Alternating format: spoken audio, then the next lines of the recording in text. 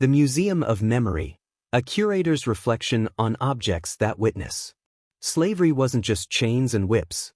It was a sprawling industry that systematically designed, cast, and sold tools to control us like cattle. Utterly and relentlessly so.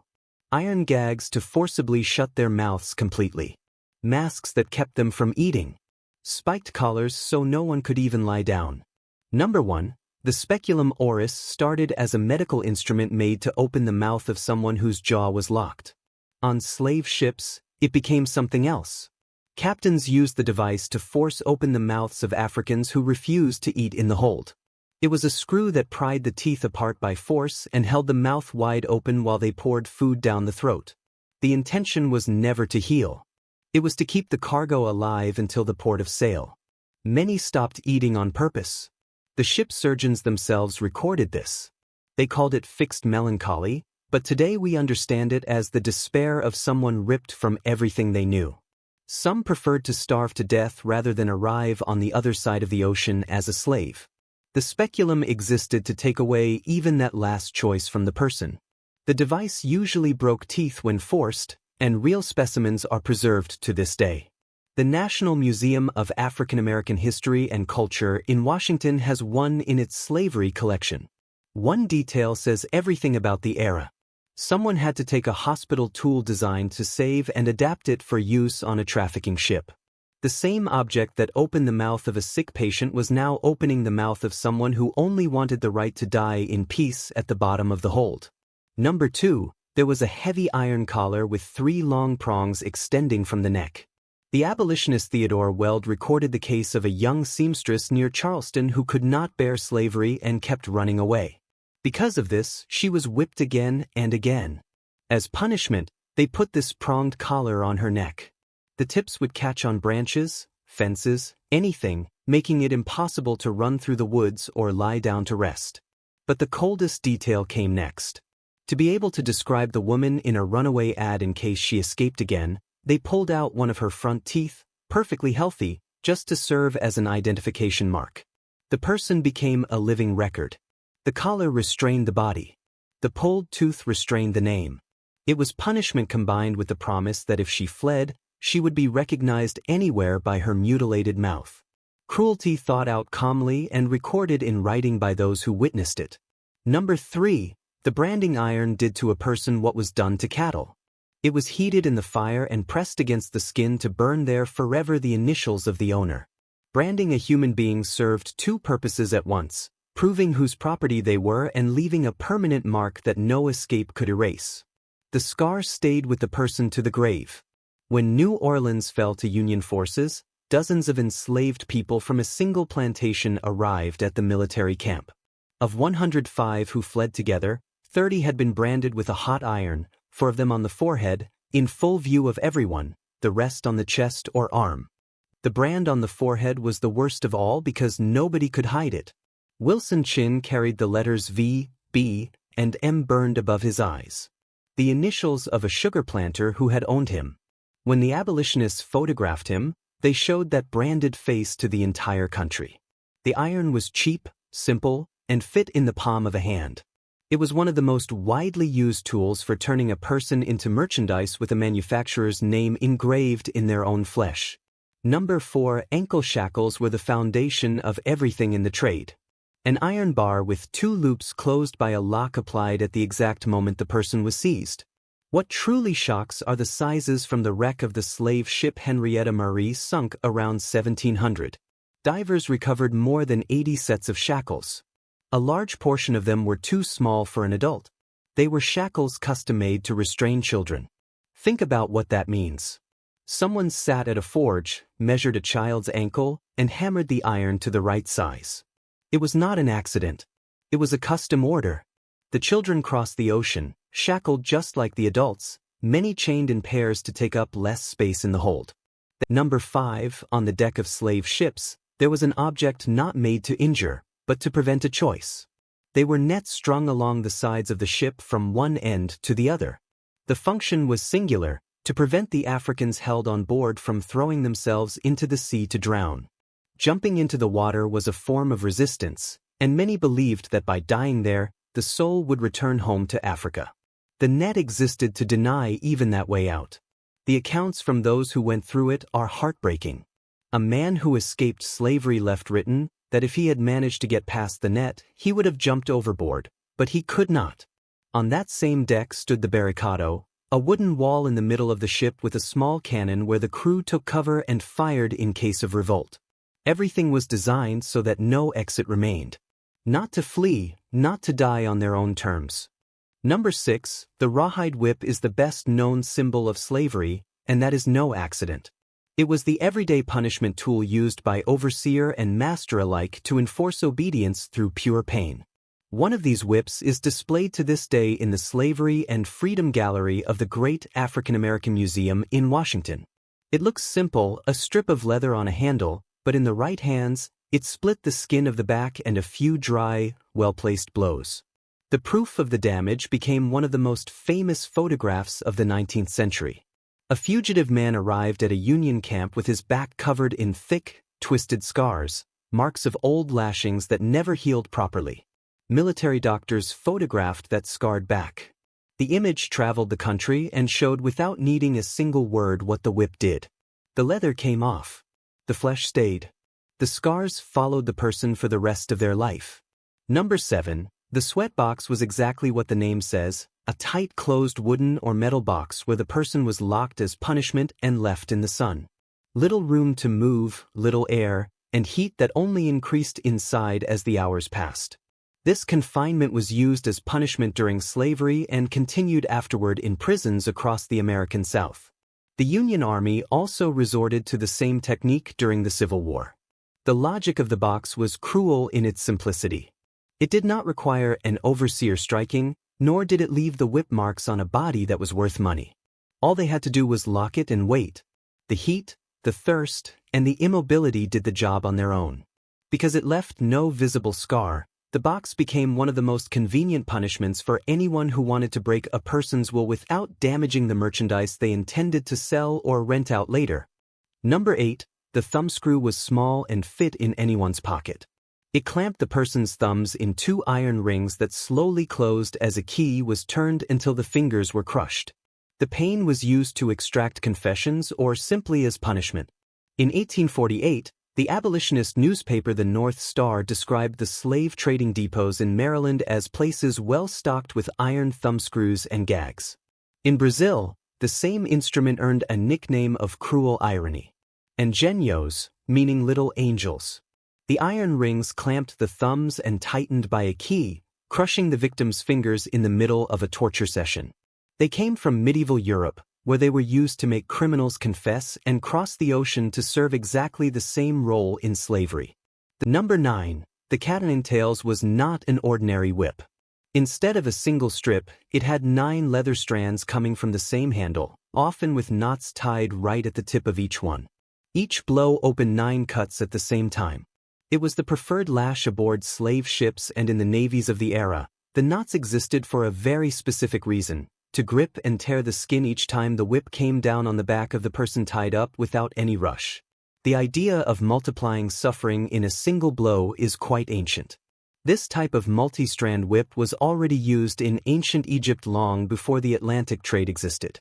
When slavery needed a tool to discipline people crammed into a hold, it turned to it immediately. Number 10. The tin mask is one of the most well-known objects of Brazilian slavery.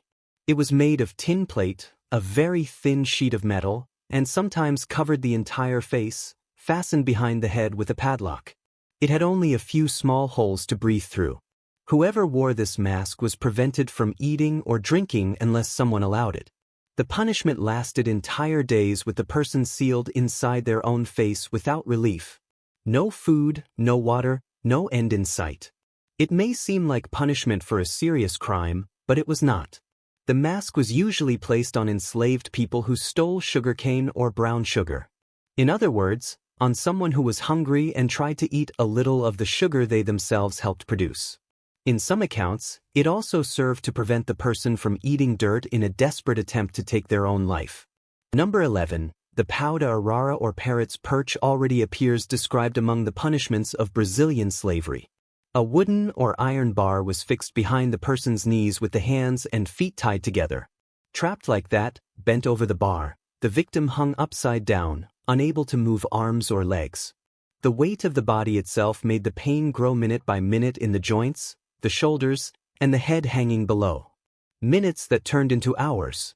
The name remained famous long after slavery in other dark chapters of Brazil's history. But the device was already there on the plantations centuries before. It is a punishment of minimal engineering and maximum pain. It requires no machine at all, just a bar and ropes. Number 12. The gibbet was an iron cage shaped like a human body. After someone was executed, the corpse did not go into a grave. It was stuffed inside the cage and hung on a post in a public place to rot there in front of everyone. The function was to set an example. In the Caribbean, this punishment fell on enslaved people accused of rebellion. The body in the cage remained for weeks, sometimes months, as a warning to anyone who thought about rising against the owner. The cage held the dead, but the message was for the living. Every enslaved person who walked beneath that hanging iron understood the price of a revolt.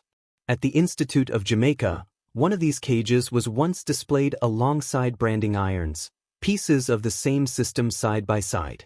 The object was also used against common criminals in other places, but in slavery, it became a tool of collective terror designed to haunt those who were still alive. Number 13. The iron muzzle was a frame that fastened to the head and covered the lower face with a perforated metal grate.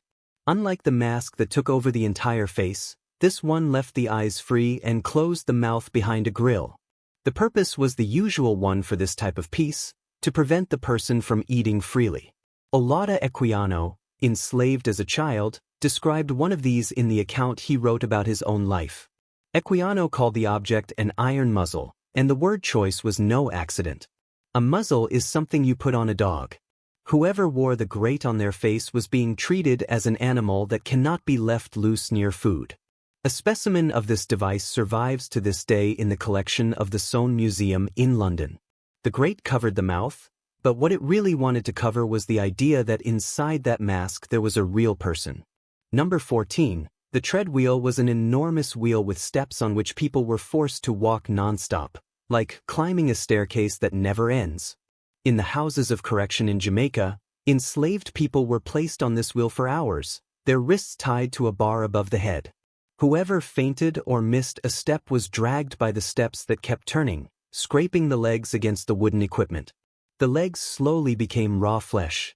An 1837 engraving circulated by British abolitionists showed the scene to the world. And there was a detail that the governor of Jamaica himself denounced in writing. Women were being whipped in those houses of correction. He demanded action and said it was against the law. The local assembly did nothing. The wheel kept turning.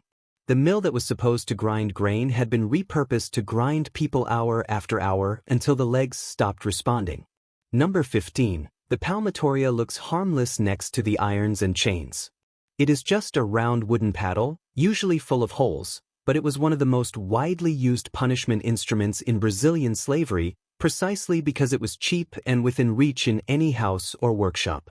The blows landed on the palm of the hand and the sole of the feet, repeated until the skin burst into purple bruises. The holes in the wood existed to strike with even more force and cause more pain. What is frightening about the palmatoria is how long it lasted through time. The same object that punished enslaved people continued in use well after abolition in rural Brazilian schools where getting hit on the hand earned the nickname bolos. Number 16. The pillory is that wooden frame with holes that locks the head and both hands, leaving the person bent forward and stuck standing. It comes from the European tradition of public punishment and was also used against enslaved people, usually for offenses considered minor. Locked there in the middle of the street's movement, the captive was exposed to humiliation, unable to move, unable to cover their face, at the mercy of anyone who wanted to mock or throw something. The difference from the stocks is all in the position. The stocks lock the feet and leave the person seated. The pillory locks the head and hands and keeps the person standing bent in a posture that tires and hurts more and more as the hours pass. The main punishment here was not physical pain. It was shame. Exposing the immobilized person in the center of the city served to degrade them in front of everyone. Number 17, the whipping post was where the person was tied to be beaten. The wrists were bound up high, leaving the body stretched and defenseless. Back to the whip. Immobilized like that, the victim could not protect themselves or fall to the ground, only received blow after blow. The post appears again and again in the accounts of those who lived through slavery. The same photo of the Alexandria slave pen records in the caption that the building had cells and a whipping post. It was all there in writing. The post made the whipping more efficient and more public. Tying someone in the center of the yard turned the punishment into a spectacle for the other captives. Each lash in full view of everyone was also a warning. The object itself is nothing more than a piece of wood driven into the ground with rings to bind the hands. Number 18. The paddle was a flat wooden board often full of holes used to strike the person with force. There is an old engraving from the 19th century titled precisely, "The Common Method of Whipping with the Paddle." It shows a man striking an enslaved person while others watched nearby. The paddle came down on the body with violence, and the holes made the wood bite the skin with each blow, leaving blisters at the exact spot where the paddle struck. There was a cold reason behind hitting with a paddle instead of a whip. Some owners held back the lash for fear of opening wounds too large and damaging property that, to them, was worth money.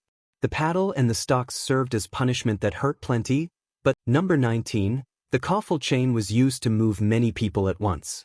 The people were chained in a line, one fastened to the next by the neck or wrists, forming a column that walked together. This was how traffickers moved captives from northern Virginia to the deep south, all on foot. The firm Franklin and Armfield out of Alexandria had groups walk roughly 1,000 miles to the markets of Mississippi and New Orleans, all chained. Months of walking, chained to strangers, not knowing where you're going or whether you will ever see anyone from your family again. Whoever fell slowed the entire line. The chain turned separate people into a single block dragged down the dirt road. It was the cheapest form of transport, cheaper than a wagon or coastal ship. Number 20, the pelourinho was a stone column driven into the public square, an ancient inheritance that came from Portugal to Brazil. At the top, it had curved iron spikes. The column had several uses, and one of them was tying enslaved people sentenced to whipping. The person was bound there, right in the center of the city to be whipped in front of anyone who passed by. The name stuck so well it became the name of a neighborhood and a square in several Brazilian cities. The name ended up sounding nice. The origin did not. The choice of location said everything. The whipping did not happen in hiding. It happened at the busiest spot at the foot of the column. So the punishment would be seen by the greatest number of people. It was punishment and propaganda at the same time. Whoever watched learned to be afraid. Today many people walk through a pelourinho without knowing the name comes from that stone column where people were whipped while tied up. The pretty postcard square was once the stage of one of the harshest rituals of slavery. Number 21. The bell collar was an iron ring with curved prongs rising from the neck. And at the tips of those prongs hung small bells. It was placed on anyone who had already tried to escape at least once. The logic was simple and perverse.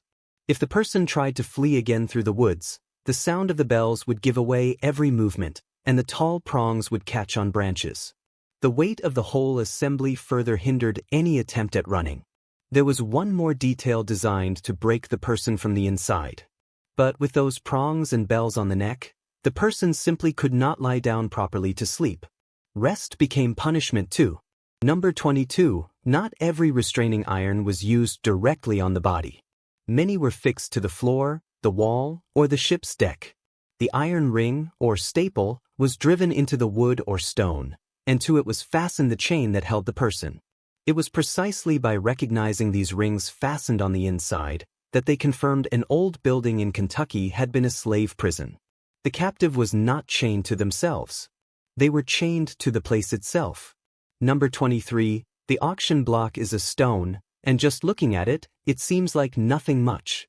But it was on top of it that a human being was forced to climb to be sold. The person stood there exposed higher than the circle of people around them so that buyers could examine them better. While the auctioneer called the price, parents were separated from children up there. The same block also served to hire people out for the year, handed over to whoever made the highest bid, like livestock at a fair. In Fredericksburg, Virginia, one of these blocks sat for decades on a street corner. The last recorded sale on it was in 1862. The stone weighs nearly 900 pounds. In 2020, after much fighting in the city, the block was removed from the sidewalk and taken to the local museum.